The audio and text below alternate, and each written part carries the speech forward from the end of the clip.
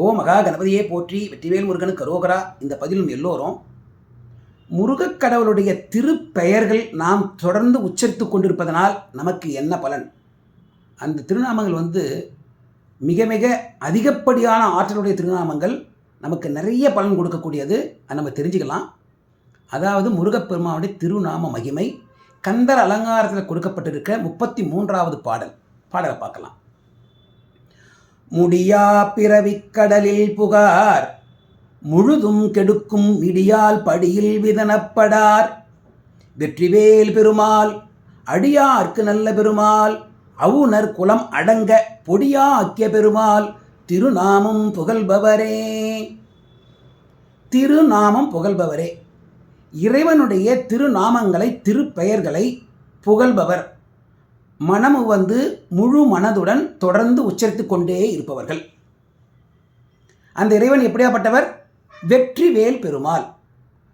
நமது பகைவர்களை விலக்கி துன்பங்களை போக்கி எப்பொழுதும் வெற்றியே கொடுத்து கொண்டிருப்பவர். அந்த வேலாயுதத்தை கையில் ஏந்தியவர் வெற்றிவேல் பெருமாள், வேலாயுத கடவுள், முருகக் கடவுள். அவர் எப்படியாப்பட்டவர்? அடியார்க்கு நல்ல பெருமாள்.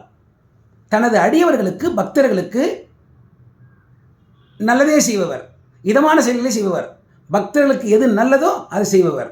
ஆகவே அடியார்க்கு நல்ல பெருமாள். இதுக்கு நிறைய உதாரணங்கள் இருக்குது. நம்ம புரிந்து கொள்வதற்கு ஒரு 2 விஷயங்களை மட்டும் இங்கே நம்ம நினச்சி பார்க்கலாம் சுருக்கமாக. கக்கி போதும் நக்கீரரை சிறையில் அடைச்சிடுச்சு. அப்போ நக்கீரர் என்ன பண்ணார்? திருமுருகாற்றுப்படை பாடினார். முருகன் உடனடியாக போய் கற்கி பூதத்தை வென்று நக்கீரரையும் அவர் கூட இருந்த மற்ற புலவர்களையும், மொத்தத்தில் 1000 புலவர்களை சிறை மீட்டார். தனது பக்தன், தனது அடியவன் நக்கீரன் பட்ட துன்பத்தை போக்கி நல்லதை செய்தவர் அடியார்க்கு நல்ல பெருமாள். அதே போல் அருணகிரிநாதருக்கும் சம்பந்தானாருக்கும் போட்டி திருவண்ணாமலை கோவிலில் எல்லாருக்கும் தெரிஞ்சிருக்கும். பிரபுதேவ மகாராஜன் முன்னிலையில் அங்கே என்ன பண்ணார் நம்ம அருணகிரிநாதர்? அதில் சேட நாராட அகிலமேரு மீதாடு என்ற பாடலை பாடுறார். முருகன் மயில் மீது கம்பத்து இளையனாரா காட்சி கொடுத்து அருணகிரிநாதரை வெற்றி பெற வைத்தார். தனது அடியவன் அருணகிரிக்கு நல்லதை செய்தவர் அடியார்க்கு நல்ல பெருமாள். ஆகவே முருகனுடைய திருநாமங்களை நாம் உச்சரிக்க அவருடைய பக்தர்களாகிய நமக்கு நல்லதையே செய்பவர் அடியார்க்கு நல்ல பெருமாள். அடுத்தது அவுணர் குலமடங்க பொடியாக்கிய பெருமாள். அவுணர் அசுரர், அசுரருடைய குலம் அடங்க அழிய பொடியாக்கிய பெருமாள். அவர்களுடைய குலத்தையே தூளாக்கியவர், வேரோடு அறுத்தவர். சூரசம்ஹாரத்தில் அசுரர்களை மட்டும் அவர் வெற்றி கொள்ளவில்லை, அதற்கு மேலாக அந்த குலத்தையே அழித்தவர் முருகக் கடவுள். அவுணர் குலமடங்க பொடியாக்கிய பெருமாள். ஆக வெற்றிவேல் பெருமாள் பக்தர்களுக்கு நல்லதையே செய்கின்ற பெருமாள், அசுரர்கள் குலத்தை முழுவதுமாக வேறெடுத்த பெருமாள். அந்த முருகக் கடவுளுடைய திருப்பெயர்களை நாம் தொடர்ந்து உச்சரிக்க நமக்கு 2 மிக பெரிய பலன்கள் கிடைக்கும். அதற்கு மேலே ஒரு பலன் இருக்கான கிடையாது. இதுதான் உச்சம். என்னது? நம்ம வாழ்கின்ற இந்த சமயத்தில் நமக்கு பலன் வேணும், நல்லபடியாக இருக்கணும். வாழ்ந்து முடிஞ்சதுக்கு அப்புறமும் நல்லபடியாக இருக்கணும். இதான் நமக்கு தேவை. இதற்கு மேலே ஏதாவது பலன் இருக்கா? இல்லை. அந்த பலன் தான் நம்ம கொடுப்பார். என்னது? முடியா பிறவி கடலில் புகார், முழுதும் கெடுக்கும் இடியால் படியில் விதனப்படார். முடியா பிறவி கடலில் புகார். பிறவி என்பது ஒரு கடல், பிறவி கடல். அது எப்படியாப்பட்டது? முடியா பிறவி, அதுக்கு முடிவே கிடையாது, தொடர்ந்து வந்துட்டே இருக்கும். ஏன் நாம் ஏன் பிறவி எடுத்துருக்கிறோம்? நாம் செய்த வினை கழிப்பதற்காக பிறவி எடுத்து வந்திருக்கிறோம்.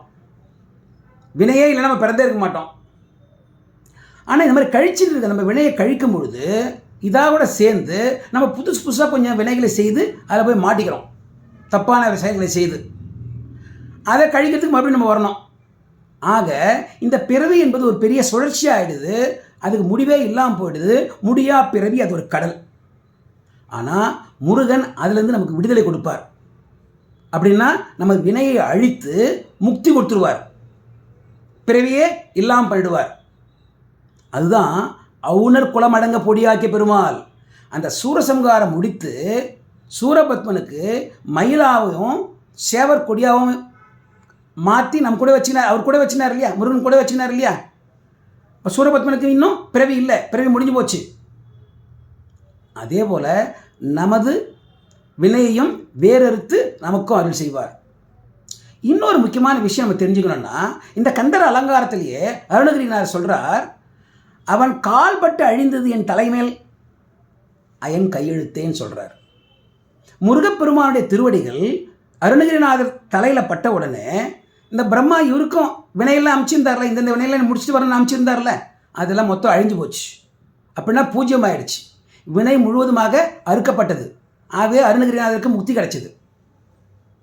இதிலிருந்து நம்ம என்ன தெரிஞ்சுக்கணும்னா, முருகப்பெருமானுடைய பெருமைகளை, அவருடைய திருநாமங்களை சொல்ல சொல்ல சொல்ல நமது வினைகள் இருந்தால் கூட அந்த வினையை அவர் அறுத்துடுவார், நமக்கு முக்தி கொடுத்துடுவார். ஆகவே முடியா பிறவி கடலில் புகார். அடுத்தது, முழுதும் கெடுக்கும் மிடியால் படியில் விதனப்படார். இப்போ நம்ம பார்த்தது வாழ்ந்து முடிஞ்சதுக்கு அப்புறமா. இப்போ வாழற சமயத்தில் நமக்கு என்னென்ன செல்வங்கள் வேணுமோ, நம் வாழ்க்கை சுகமாக நடத்துவதற்கு என்ன வேணுமோ அதை அவர் கொடுப்பார், அந்த வசதியை பண்ணி கொடுத்துருவார். படின்னா இந்த பூமி, இந்த உலகம். விதனப்படார், இந்த படியில், இந்த பூமியில் வாழ்ந்து கொண்டிருக்கிற இந்த நாட்களில் நாம் விதனப்பட மாட்டோம். அப்படின்னா துயரம் கிடையாது, துன்பம் கிடையாது. அப்போ நமக்கு தேவையான செல்வம் வேணுமில்ல, அப்படின்னா அவர் அந்த செல்வத்தை நமக்கு கொடுத்துருவார். முழுதும் கெடுக்கும் மிடியால் படியில் விதனப்படார். மிடி வறுமை, அது எப்படியாப்பட்ட வறுமை? முழுதும் கெடுக்கும் வறுமை.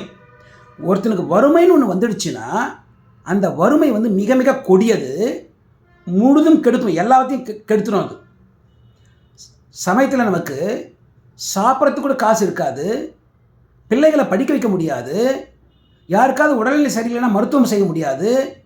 இது பல பல பிரச்சனைகள். ஆகவே இந்த மிடி வறுமை மிக மிக கொடியது. அது வந்தால் ஒரு நல்ல பாதையில் நம்ம போகிறவங்க கூட அந்த சமயத்தில் மனசு கலங்கி போயிடும், என்ன செய்யறதுன்னு தெரியாது, தவிப்போம். நம்ம என்ன பண்ணுவோம்? தப்பான பாதைக்கு போயிடுவோம். அதான் முழுதும் கெடுத்துரும். இதில் இந்த முழுதும் கெடுக்கும் என்பதற்கு முழுமையான அர்த்தம் நம்ம தெரிஞ்சுக்கணும்னா, அருணகிரிநாதர் கந்தர் அனுபூதியில் பாடலின் 19 அழகாக கொடுத்துருக்கார்.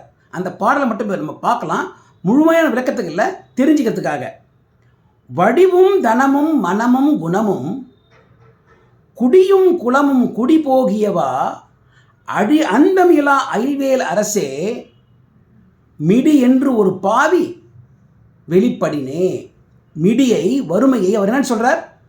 ஒரு பாவின்றார். அவ்வளோ மோசமானது இந்த வறுமை. அது வந்துச்சுன்னா என்னெல்லாம் நமக்கு கெட்டு போகுது பாருங்க. குடி போகியா, நம்மை விட்டு குடி பெயர்ந்து வெளியே போயிடுச்சு. என்னென்ன போயிடுச்சு? வடிவு, தனம், மனம், குணம், குடி, குலம். இந்த 6 முக்கியமான விஷயங்களும் நம்மை விட்டு விலகி போயிடுச்சு. அப்படின்னா மொத்தமே போயிடுச்சு.